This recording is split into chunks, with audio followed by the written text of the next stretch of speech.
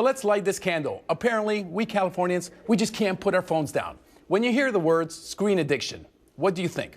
Throngs of tweens glued to their phones, right? I mean, never looking up, never answering, living through social media. Now, when I say Palm Springs, do tweens come to mind? Not at all. I mean, not usually. Palm Springs has a median age of almost 58 years old. Stick with me, this is going somewhere, I promise. So when you think of the most screen-addicted cities in California, Palm Springs may not be on your radar. Get this. Palm Springs came in as the #2 city in California in an iSelect study about the amount of videos watched per day. San Francisco was #1. The people there with an astonishing 143 videos on average per day. What about Palm Springs? Well, they clock in at #2, número dos, at 112 videos per day. What are they watching, you may ask? Well, our friends in Palm Springs seem to be really into politics. Of the 112 videos, roughly 69 have to do with politics. The big takeaway, well, we're obsessed with screens, especially political stuff, and it's stressing us out. Experts are saying too much doom scrolling can mess with your sleep, spike anxiety, and drain your mood. So maybe it's time to log off, stretch your legs, and chat with a real human once in a while. And it's Friday, so the bakers are in the house. Let's welcome Doug and Jamie in. Guys, great to have you here today. Fred is out, I'm here today, but I want to know, how many videos do you watch a day and what kind? Well, but you know, Doug watches a lot of Karens getting arrested for some reason. I don't know why. I have my own YouTube channel, so I'm always watching my videos of my cats and my dogs and my grandson. So I don't know, why would you want to watch politics on the video? That you should learn politics for yourself from news. Doug, what are your thoughts? Well, I'm just going to say, for full transparency, Jamie does have a rather large following on YouTube, so I do watch a lot of her stuff. And I think the reason I enjoy watching political stuff during the day is because our political climate right now is so doggone divisive. I mean, we hate each other because you're either Republican or Democrat, and you can't stand the other. So if we can find some piece of trash on some channel that's vindicating, or not vindicating, but validating somebody else's point of view, we love that. We want to hear dirt about whatever party it is that we don't like.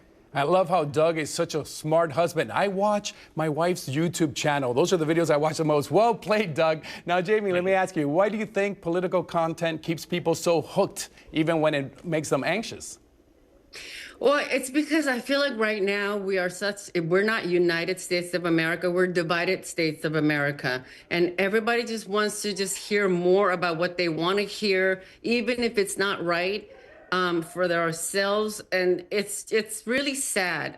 It's not a good thing at all, and I hope it changes soon. And Doug, why do you think political content actually tops entertainment content? Well, because a lot of times it's just funnier. And so much of it isn't true. And that's why I get a kick out of it. Listening to stories on the internet that are blatantly false, but yet half the country will pick it up and believe it anyway. There was a thing on today on Facebook that Jamie told me about, that one of her coworkers said, I just read in Facebook that American Airlines has just declared bankruptcy. No, that didn't happen. But we love hearing that stuff. The use of credit and debit cards is on the rise, so no surprise, some businesses are quietly warning folks, don't expect perfect change if you pay with cash anymore. Paying with cash is becoming a real hassle these days, with rising costs, staffing shortages, and rounding policies. Some shops are rounding up or saying, sorry, I can't make exact change. It's turning cash payments from simple to awkward. And as more stores move toward digital-only payments, this might just be the beginning of a bigger shift in how we use or don't use physical money. We're back with our friends. What does this mean for those who rely and like to use cash? Doug and Jamie? Waiting to see if she's going to say something, because I don't want to interrupt her. Because if I do that... Well, okay. Well, look, listen, times are changing. I think Fred mentioned it in one of our shows. It takes a nickel to make a penny. That makes no business sense at all. We don't need pennies. We don't need exact change. Just get with the change and just round it up and just live with it. Should there be laws that require businesses to provide exact change, Doug, or is that just an outdated idea in this digital age? I think it's an outdated idea. There are 10 states in our union that don't allow rounding up of change, which is going to make it very difficult. And this all stems from not having pennies. They're already short. Remember, Canada did away with pennies 10 years ago or so. And so when you buy something in Canada and it costs $10.83, they round it up to $10.85. Now, if it costs $10.82, they round it down to $10.80 and give you the change accordingly. What are you talking about? You're losing a penny or two every now and then and gaining a penny or two every now and then. My God, this shouldn't be such a big deal. Jamie, is this the beginning of the end for cash? Cash how we know it, those papers, those outdated things that I think will be gone soon. I mean, I love paper cash, but we have a ton of coins, lots of pennies. If anybody wants to get some pennies, I'll sell it to you for 3 cents per penny. Oh my God! Thank you so much, Jamie and Doug. Yeah, I think cash will be gone pretty soon. Well, no, Pablo Alsina filling in for Fred on the Rogan Report. GLP-1s like Ozempic are everywhere, from diabetes control to weight loss to heart health. It seems Ozempic can do it all, but there are side effects such as nausea, stomach pain, Ozempic face. When your face hollows out, for those who don't know, that's what it's called, Ozempic face. That's heading the charge for plastic surgery. But now let us introduce you to a new one, Ozempic penis. Yes, you heard me correctly, Ozempic penis. Some men are saying that using GLP-1 is actually making their penis grow even bigger. Yes, and they're hyping it online. The claims are so unverified that doctors are rolling their eyes, warning about confirmation bias, vascular effects, and the insane stories people tell when they're chasing results. It's a wild claim, and right now it's more internet buzz than peer-reviewed science. Guess you can call it penis-reviewed science. Doug, have you heard about this? And what are your thoughts on Ozempic penis? No, I haven't heard about it. And Pablo, we just met a few minutes ago, and look at what we're discussing. You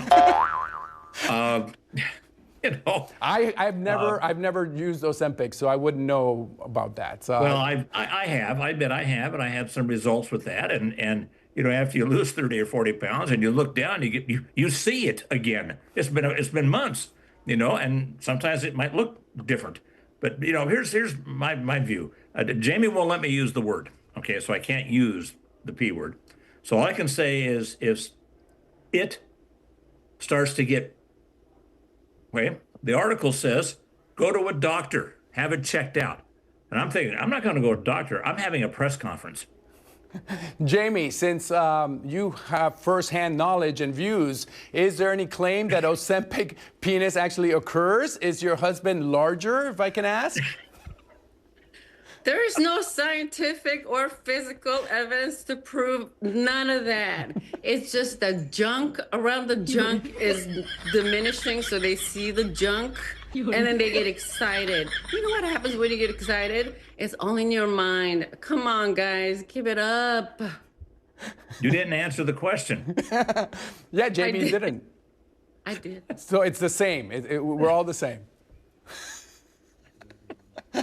Well, Doug, I think you should have added that you didn't need any enlargement at all, correct? I mean, that's not why you're using Ozempic. I've gone in a couple times for reduction estimates, decided against that as well.